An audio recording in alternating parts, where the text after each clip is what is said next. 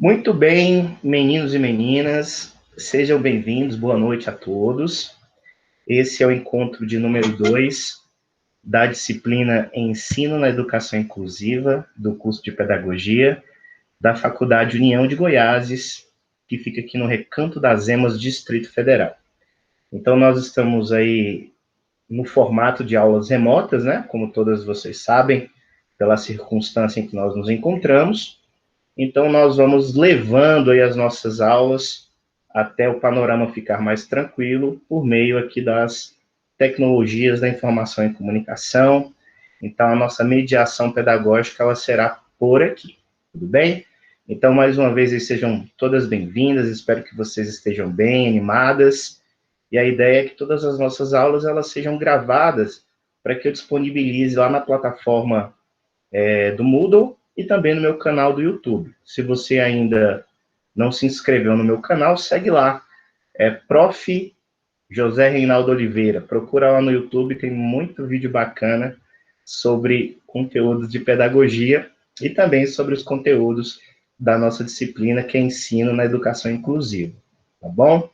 A nossa dinâmica vai ser a seguinte: eu quero explicar o conteúdo de hoje e aí logo em seguida eu abro para que vocês façam algumas perguntas.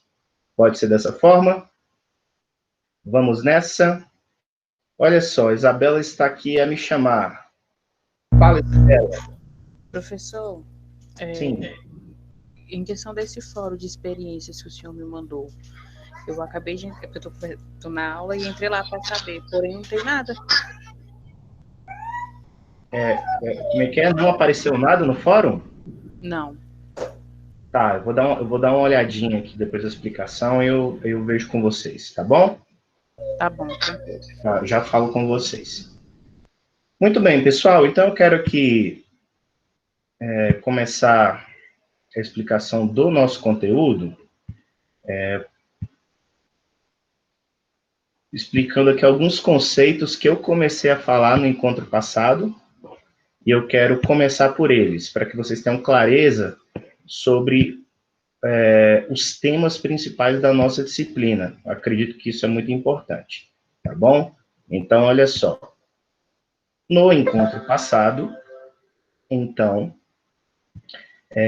além da proposta pedagógica da disciplina, eu falei para vocês também um pouco a respeito de duas ideias que norteiam e que organizam a nossa disciplina, né? Então, essas duas ideias, elas são educação especial e educação inclusiva. Inclusive, no encontro passado, eu lancei algumas questões, eu lancei algumas perguntas, né? Educação especial é a mesma coisa que educação inclusiva? Se não são a mesma coisa, em quais pontos diferem uma da outra, né? É importante nós colocarmos isso, porque o conceito, ele tem a ver com um tipo de modelo de pensamento que norteia o trabalho da disciplina Ensino na Educação Inclusiva. Então, veja bem, quando você vai para a legislação educacional, num primeiro momento, parece que não há tanta diferença assim.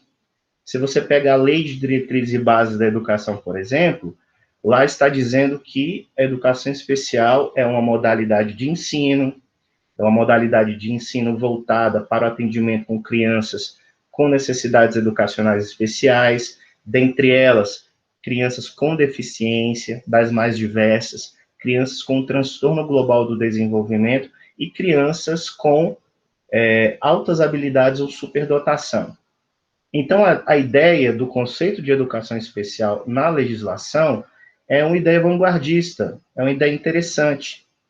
E aí, a educação inclusiva, ela surge posteriormente, a expressão ela surge posteriormente, principalmente sendo cunhada, né, lá no plano de desenvolvimento da educação. Exatamente porque, a partir ali dos anos 90, nós temos a criação de uma outra ideia sobre o ensino especial. Então, a primeira coisa que vocês precisam ter em mente é a seguinte: quando eu falo de educação especial, eu estou me referindo a um tipo de paradigma que é anterior à educação inclusiva. Professor, o que é um paradigma? Na verdade, é um modelo de pensamento, é um modelo científico, um modelo de trabalho. né, é um conjunto de premissas intelectuais que norteiam um trabalho, que norteiam uma linha de trabalho. Então, quando a ideia da educação especial surge, ela surge com uma ideia central. Qual é a ideia central? A ideia de integração. Então, quando a educação especial surge, né, principalmente a partir da década de 1970, adentrando 1980, qual era o desejo que existia? Era de preparar as crianças para que elas pudessem assumir um lugar na sociedade. É que essa criança, com essa necessidade educacional especial, ela fosse preparada para viver em sociedade. É por isso que eu tenho o surgimento de algumas instituições especializadas. Algumas instituições especializadas, por exemplo, no trabalho de atendimento a crianças com síndrome de Down, a crianças autistas, né? Então, você tem a criação dessas instituições, muitas delas ligadas ao terceiro setor, né? Ligadas a organizações não governamentais ou ligadas a instituições religiosas que ofereciam esse tipo de serviço. Então, qual era a característica desse serviço? Era você criar uma instituição para atender essas crianças, né? E aí a escola, como é que ficava? A escola, o ensino regular, a escola regular. A escola regular, ela ficava, então, destinada ao atendimento das crianças ditas normais, né? Das crianças sem deficiências, né? E aí, o que acontece a partir da década de 90, meninas? Há uma mudança de paradigma. Então, em vez do paradigma da integração, que a educação especial estava apoiando, existe um outro modelo de pensamento que surge, principalmente depois aí da nossa Lei de Diretrizes e Bases da Educação. Então, surge a perspectiva da educação inclusiva, com um paradigma do conhecimento diferente, que diz o seguinte, olha, integrar a criança não é mais o suficiente. Então, além de integrá-la em uma turma, na sociedade, é necessário que ela seja incluída efetivamente. E o que isso significa? Significa dizer que essa criança não tem apenas deficiências, ela não tem apenas debilidades, ela não tem apenas ausências, mas ela tem potencialidades. E uma vez que ela tem potencialidades, ela pode aprender no ritmo dela, claro, né? Ela pode crescer. E outra coisa que o paradigma inclusivo traz, a ideia de que a sociedade também ela é corresponsável pela educação dessas crianças.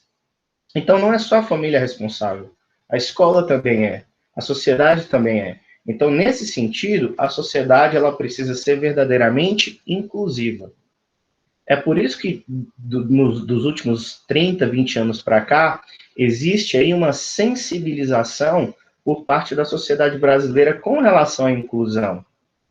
É por isso que existem placas, é por isso que existe um esforço do poder público em construir uma infraestrutura nas sociedades que seja efetivamente inclusiva, que dê acesso a essas pessoas, tanto cadeirantes como pessoas com deficiência visual, né? Então, é por isso que nós temos a produção de tecnologias assistivas hoje em dia, né? Livros voltados para crianças, adolescentes e jovens que tenham determinado tipo de deficiência visual.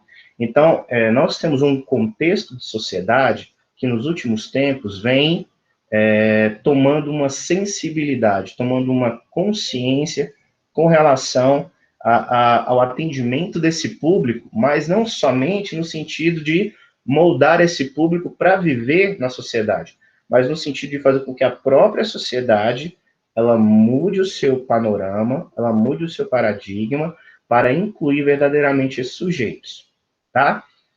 Professor, eu gostaria então de mais alguns detalhes para entender qual é a diferença entre o paradigma da educação especial, que é o paradigma da integração, e o paradigma da educação inclusiva, né, que seria o paradigma inclusivo, o paradigma da inclusão.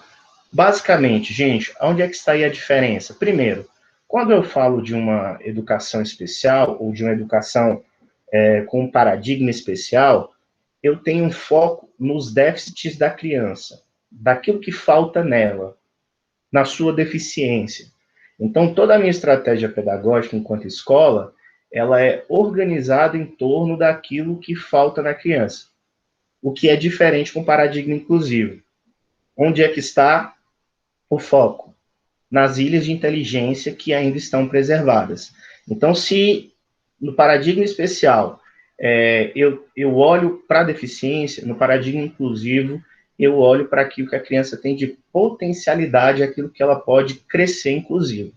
Então, de um lado também, eu tenho a ênfase no treinamento dessa criança, para que ela possa se ajustar ao contexto da escola, só que no paradigma inclusivo, eu tenho uma ênfase na mudança do ambiente, na mudança do contexto, em melhores condições de aprendizagem e desenvolvimento para essa criança.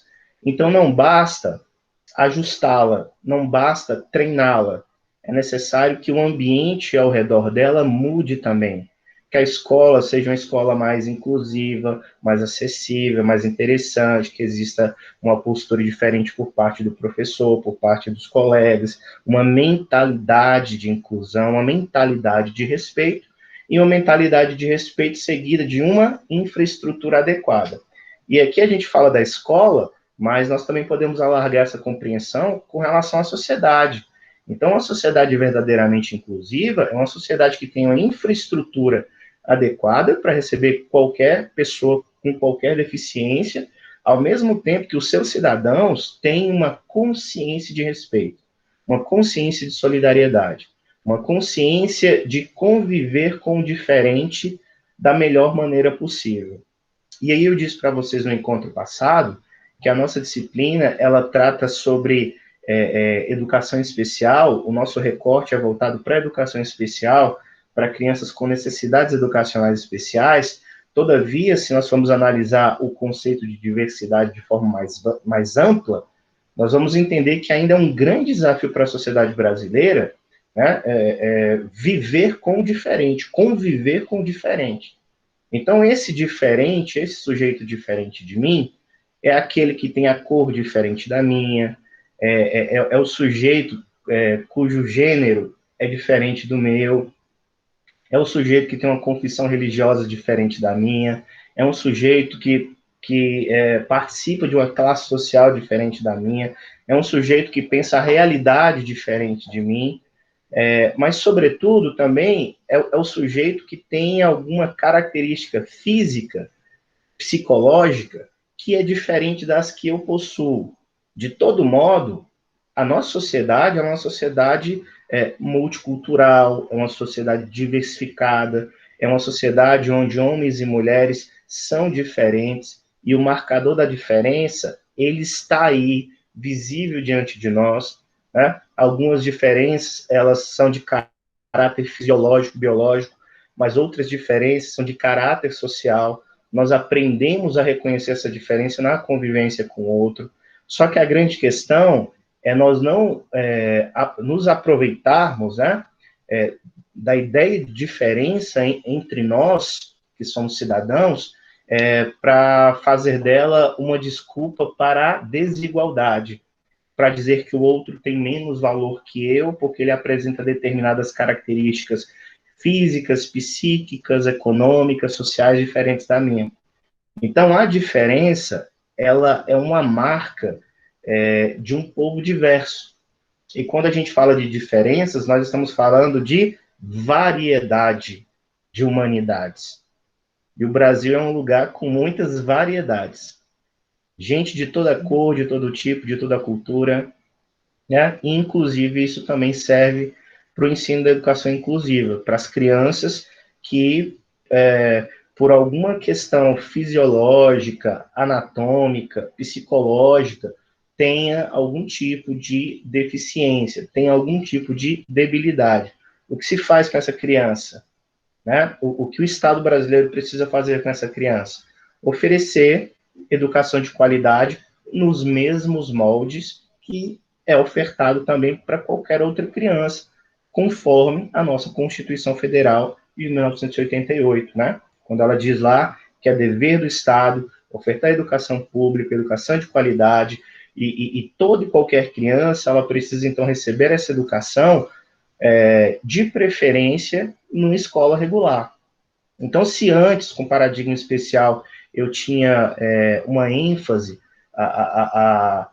a essa criação de instituições especializadas, né? Ou seja, a gente isola a criança, a gente leva a criança que possui a deficiência para aquela instituição e nós a treinamos naquela instituição para ela ter uma vida razoavelmente normal. Só que a partir da Constituição de 88, né, e mais especificamente a partir da LDB de 96, nós temos uma mudança de paradigma. Então, qual é o lugar privilegiado que a criança com necessidades educacionais especiais precisa frequentar? A escola regular. Não importa se essa criança ela tenha deficiência intelectual, ela tenha deficiência física, ela tenha deficiência motora, não importa se ela tenha um transtorno global do desenvolvimento, se ela é autista, né, se ela tem uma deficiência visual, ou se ela apresenta superdotação, o fato é, qual é o lugar, qual é a instituição que essa criança precisa frequentar? A escola regular. A escola regular. Tanto a privada quanto a pública. Só que esse apelo, né, esse aceite, nós temos mais na escola pública. Exatamente pelo caráter público, universal e de direito de acesso à educação que a educação pública abriga. Tá? Tamires. Pode falar, Tamires. Então, é porque há muito tempo atrás existiu, não sei se ainda existe, o APAE. Então, é errado esse tipo de ensino? Veja bem, Tamires, a APAE ela é uma instituição que foi criada lá pelos anos 80, né? Veio lá dos Estados Unidos, hoje é chamada de APAED, né? Então, assim, a PAI, a associação aí dos pais e amigos dos excepcionais, ela tem um raio de atuação voltado para as crianças com síndrome de Down, para as crianças autistas, né? Não é que é errado, não é que é errado. Determinadas deficiências, e dependendo do nível de debilidade, realmente a criança ela não consegue frequentar uma escola regular. É por isso que nós temos o Centro de Educação Especial, com relação à escola pública, e também nós temos essas instituições como a PAI, entende? Então, elas prestam um serviço complementar. Existem crianças que não conseguem desenvolver as suas habilidades no contexto do ensino regular, e elas precisam dessas instituições. Não são todas. A grande conquista, Tamires, é quando a lei diz o seguinte, olha, toda e qualquer criança ela pode ser matriculada no ensino regular, porque até então isso não acontecia. Então, se a criança ela tinha alguma deficiência, se ela tinha algum transtorno, para onde ela era enviada? Para instituições especializadas, sem a oportunidade de que ela convivesse com outras crianças, num outro contexto, e sem também a possibilidade dela conviver num contexto inclusivo, num contexto que montaria tudo em favor dela. Então, essas instituições, elas são importantes, Nem todas as crianças conseguem se adaptar. Existem crianças cujo comprometimento cognitivo é muito grande. Então, essas instituições continuam sendo importantes. Elas continuam sendo importantes. Todavia, elas não podem atender todas as nossas crianças, né, com necessidades educacionais especiais. Você entende? Então, quando eu digo que a educação pública, o ensino regular, a escola regular é um direito, isso é um marco para nós, porque até então, há poucas décadas atrás, essas crianças elas eram colocadas em instituições à parte. Eram colocadas à parte. Então, a escola era o lugar das crianças ditas normais. E aquelas que não eram direcionadas para instituições especializadas. Instituições especializadas essas que têm o seu valor e o seu papel. Mas qual é o lugar primordial de atuação? É a escola. Tinha o APAE do lado da minha escola, assim. E tinha ônibus, eu lembro disso. Eu era criança lá em São Paulo. Eu lembro que tinha ônibus e tinha várias crianças. Tinha crianças que, tipo, estudou lá e depois saiu e foi para a minha escola. Aí tinha crianças que não adaptavam e voltavam para trás. Perfeito, perfeito. Essas tentativas, elas podem acontecer.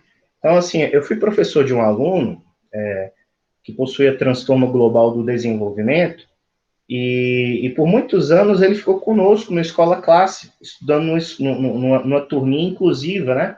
A turminha tinha poucos alunos, eu tinha 15 alunos, exatamente para que ele desenvolvesse suas habilidades, para que o atendimento do professor fosse um atendimento mais individualizado, etc.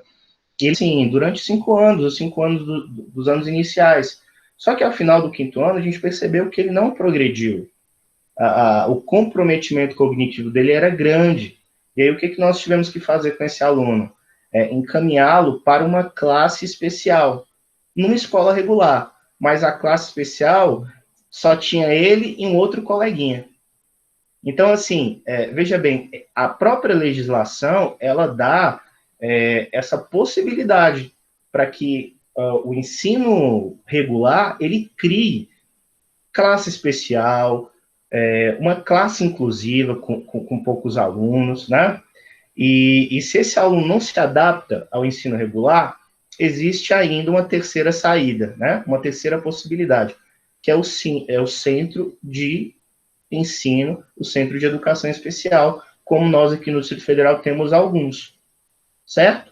Existem outras instituições especializadas de caráter religioso, de caráter filantrópico, que realizam serviços específicos e cujos serviços são muito bons, inclusive, tá? São serviços ótimos, mas que não pode ser a regra. A regra nossa é o atendimento dessas crianças numa escola regular. E a gente precisa fazer esses testes, né? Porque é direito delas, tá bom? E aí, só para encerrar, pessoal, essa explicação aqui inicial, com relação ao paradigma do ensino especial, paradigma do ensino inclusivo, olha o último aspecto lá embaixo. No ensino especial, no paradigma especial, eu tenho professores especialistas em determinada deficiência. No paradigma inclusivo, eu tenho educadores preparados para oferecer ensino de qualidade a qualquer criança. Esse é o grande desafio de um curso de pedagogia que se proponha a formar professores inclusivos. Então, o professor inclusivo, ele não é o professor do aluno X com a deficiência X. Ele é aluno ele é professor de todos. Ele é professor de todos. Ele é o professor do aluno com síndrome de Down, ele é professor do aluno com transtorno global do desenvolvimento, ele é professor com aluno que tem uma deficiência física, uma deficiência múltipla. Então, a preocupação desse professor não é com a deficiência específica, mas é em ofertar um tipo de educação que seja adequada para qualquer criança, tá? Eu vou pedir licença para vocês aqui para eu mudar o slide e para nós entrarmos aqui, então, nesse teminha da aula de hoje. Então, veja bem, meninas, agora que nós sabemos a diferença entre educação especial e educação inclusiva, então, por mais que a lei, às vezes, ela traga, fale da educação especial, às vezes fala da educação inclusiva, o fato é que as duas ideias, elas caminham juntinhas, tá? É por isso que hoje nós falamos educação especial na perspectiva da educação inclusiva, ou seja, nós queremos integração e nós queremos inclusão, as duas coisas ao mesmo tempo. Entendendo a educação especial como a modalidade de ensino, entendendo também que a perspectiva da educação inclusiva, ela vai muito mais além, né? Ela vai para além da sala de aula e ela intenta construir um modelo de sociedade mais justa, mais igualitária, efetivamente includente, né, que muda a sua própria infraestrutura, a sua mentalidade para acolher e aceitar todas essas crianças. Meninas, eu vou pedir licença aqui só para eu colocar o cabo de energia no meu computador, porque senão ele vai descarregar. Só um momento.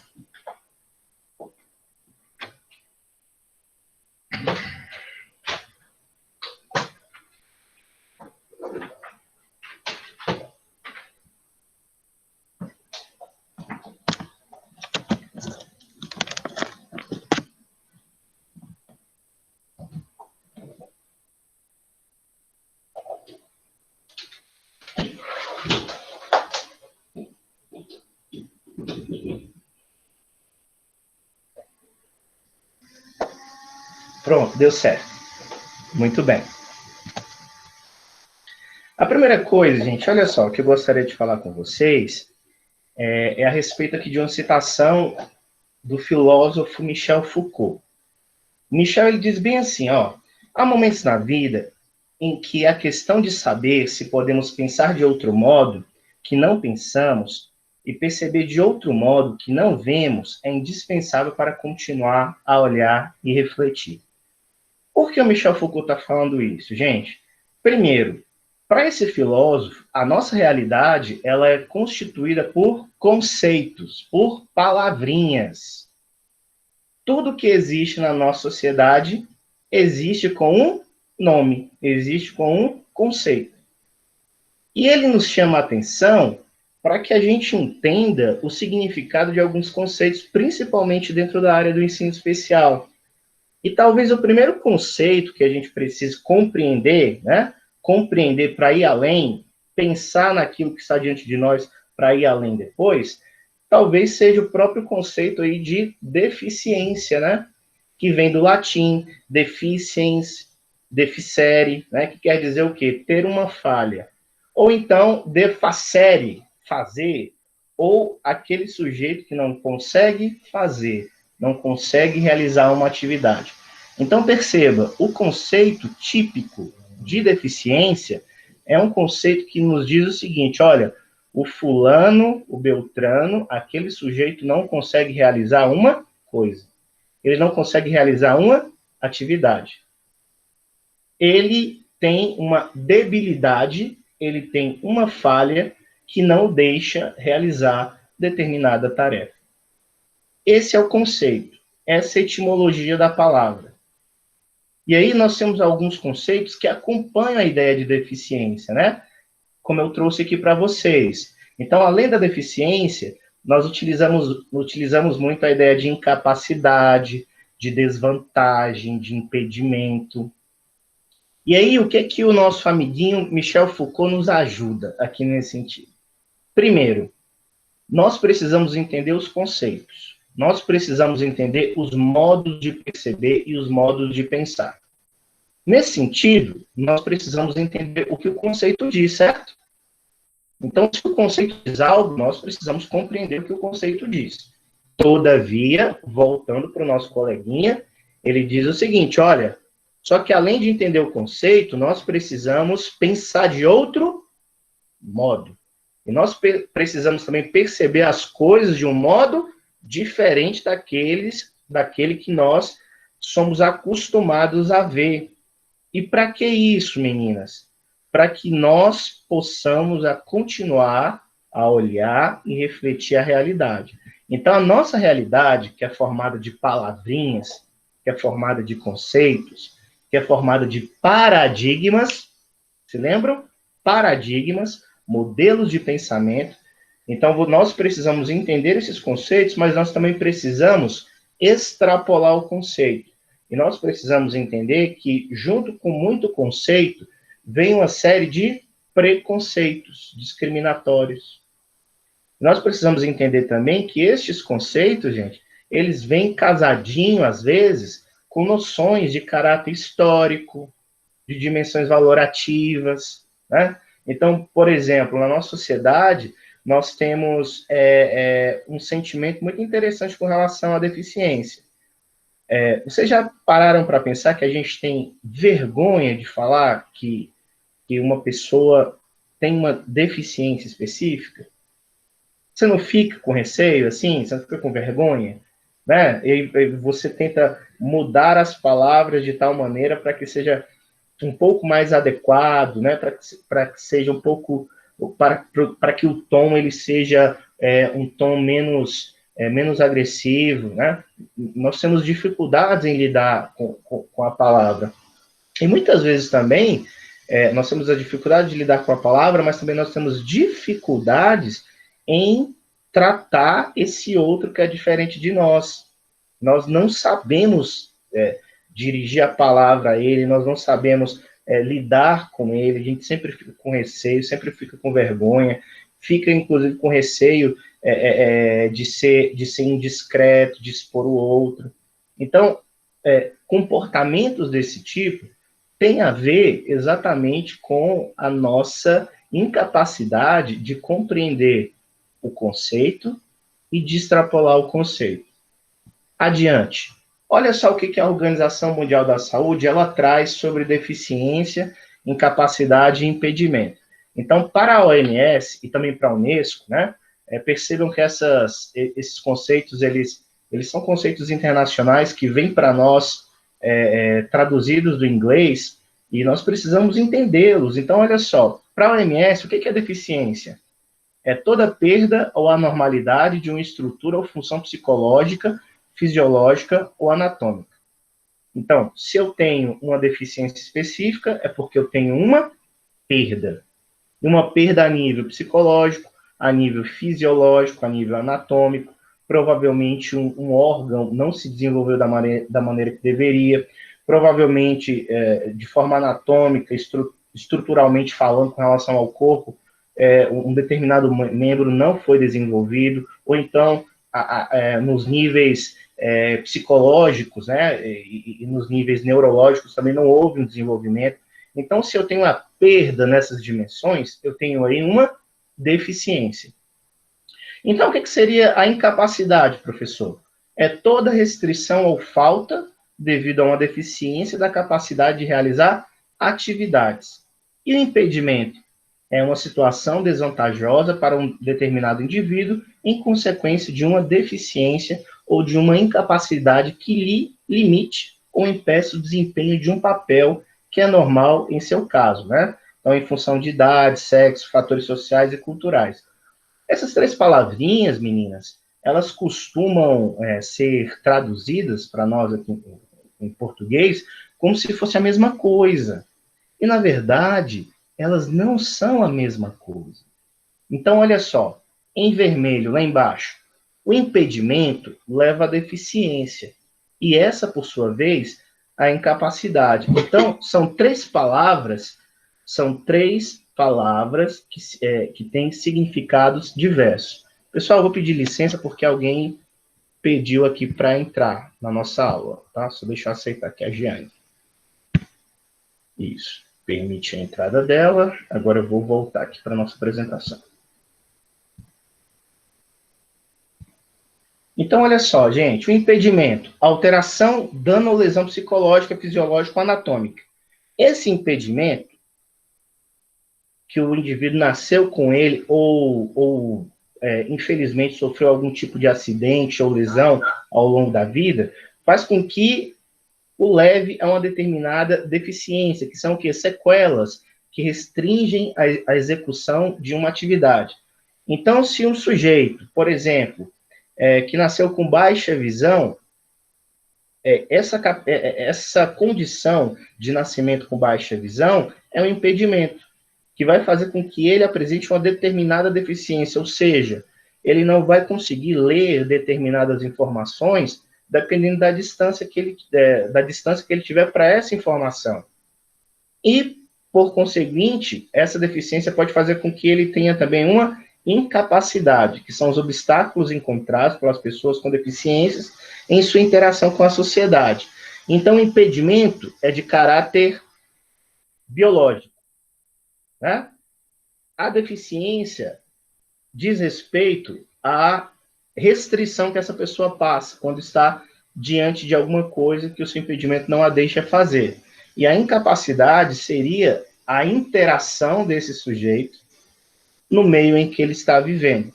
Então, por mais que ele tenha um impedimento ou uma deficiência, dependendo do que ele for fazer, ele vai conseguir fazer. Então, a incapacidade não é um rótulo sobre a vida dele. A incapacidade tem a ver com a interação que esse sujeito vai desempenhar com aquelas funções da vida. Então, se uma criança, por exemplo, com deficiência intelectual, que tenha dificuldades em ser alfabetizada, essa criança, ela tem um impedimento, ela tem uma deficiência. Todavia, ela pode ser alfabetizada? Essa é uma pergunta. Ela pode ser alfabetizada? Ela pode aprender? Não, professor, mas dependendo do grau de comprometimento cognitivo, vai ser muito difícil. Ela pode aprender? Ela pode aprender as vogais? Ela pode aprender alguns sons de algumas consoantes? Essa é a questão. Ela pode aprender. Vou mostrar para vocês aqui um exemplo muito legal. Vocês conhecem esse rapaz? Provavelmente sim. Esse é o Fernando Fernandes. Provavelmente vocês devem conhecer o Fernando Fernandes da participação que ele teve lá no Big Brother Brasil, lá na segunda edição, sabe? O Fernando Fernandes era modelo, né? Carreira internacional e tudo mais. E aí o Fernando Fernandes, ele se acidentou, sofreu um acidente de carro e ficou paraplégico. Não conseguia andar. Movimentos da cintura para baixo, né? Parado totalmente. Olha só, o que o Fernando Fernandes fez da vida dele? O que ele fez depois de ter constatado a sua deficiência, né? Então, o seu impedimento, ele aconteceu por meio de um acidente. Ele não nasceu com ele. Então, por meio de um acidente, ele teve um impedimento. O impedimento levou à deficiência, que seria não andar, né? Basicamente. Então, ele não conseguiria andar com as próprias pernas, exatamente pelo seu impedimento. Todavia, a ideia de incapacidade, então o Fernando Fernandes, ele é incapaz? Ele é incapaz? Aí eu mostro para vocês aqui algumas fotos. Depois do acidente, o Fernando Fernandes, ele teve que reinventar a vida. Ele ganhou muitas vezes o Campeonato Mundial de Paracanoagem. Depois disso, ele começou a praticar esportes radicais dos mais diversos tipos. Ele já pulou de paraquedas, ele já participou de maratona, com veículos adaptados à sua realidade. Ele já fez um monte, já surfou, já fez um monte de coisas. Inclusive, ele tem um quadro no Esporte Espetacular, que mostra exatamente essas experiências esportivas extremas dele, e mostra aí o quanto ele vai vencendo essas dificuldades impostas por ele. Então, pessoal, eu gostaria de voltar aqui só para mostrar para vocês o seguinte: a incapacidade, ela tem a ver com a interação que o sujeito tem com a vida, com as pessoas, com o mundo. Então, o impedimento, ele pode vir no nascimento, ou ele pode vir ao longo da vida, o que gera uma deficiência, mas isso não quer dizer que esse sujeito ele tenha que ser incapaz de fazer um monte de outras coisas. Tomando aqui o Fernando Fernandes como exemplo, ele não foi incapaz de fazer um monte de outras atividades que para pessoas que não têm deficiência seria impossível, né? Ou você tem coragem aí de pular de paraquedas? Ou você já participou de alguma maratona? Né? Existem certos limites que são impostos exatamente pela sociedade.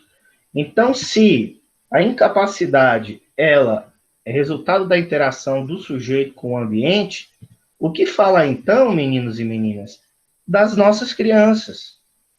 Então, as nossas crianças, elas possuem potencialidades, elas possuem ilhas de inteligência. E na medida que a educação especial ela entende isso e ela trabalha em favor dessas crianças, você tem a possibilidade de formar muitos Fernando Fernandes, né? Muitas figuras cheias de potencial, cheias de capacidades, né? E é interessante porque, nesse caso, a deficiência ela é uma questão contingencial, ou seja, ela decorre de normas e expectativas da sociedade. Então, eu posso ter uma criança com síndrome de Down, eu posso ter uma criança autista, eu posso ter uma criança que é cadeirante, mas o que dirá para ela se ela é capaz ou não de fazer algo, né, vai ser a própria interação que ela tem com a sociedade. Essa criança, por mais que seja óbvio que ela não faça algumas coisas decorrentes da deficiência, ela não é um sujeito incapaz. Ela pode fazer muitas coisas. É por isso que os termos e conceitos apresentam contradições e precisam ser analisados de forma criteriosa e sob a luz das relações sociais e históricas.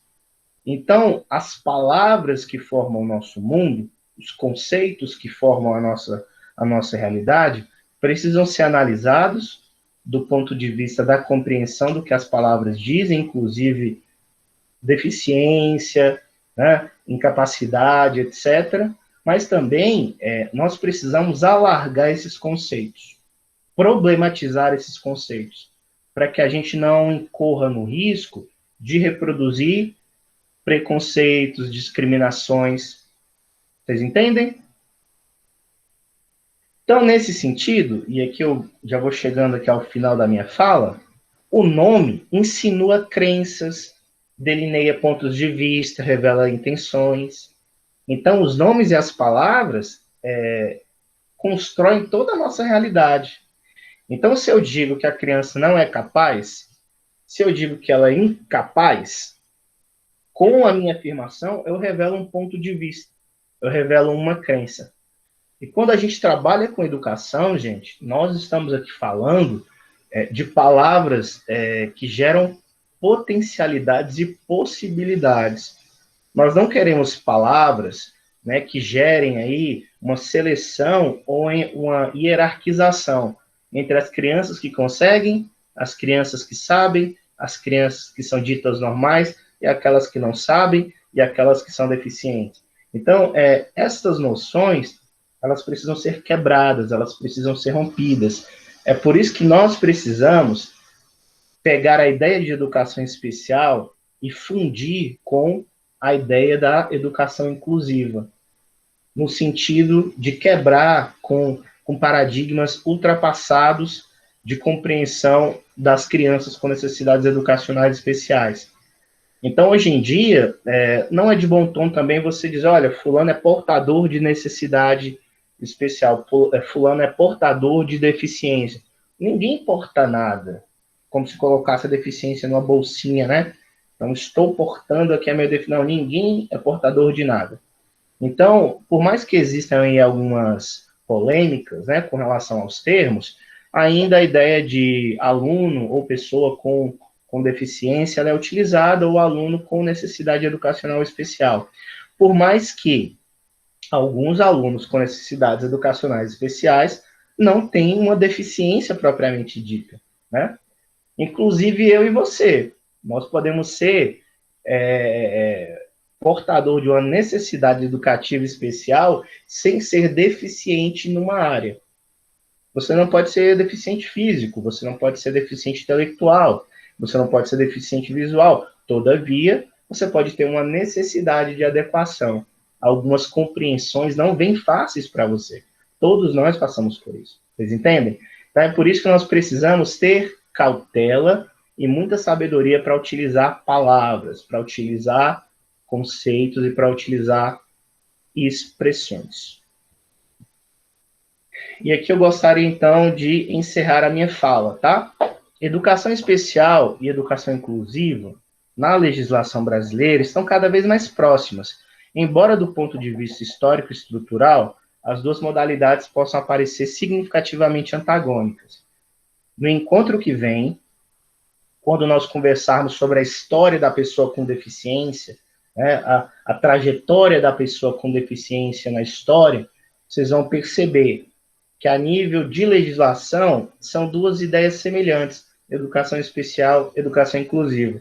Só que no percurso histórico, você vai perceber que existem diferenças, exatamente pela mentalidade que estava imperando naquela época, né? Então, por exemplo, um era a mentalidade da Idade Média.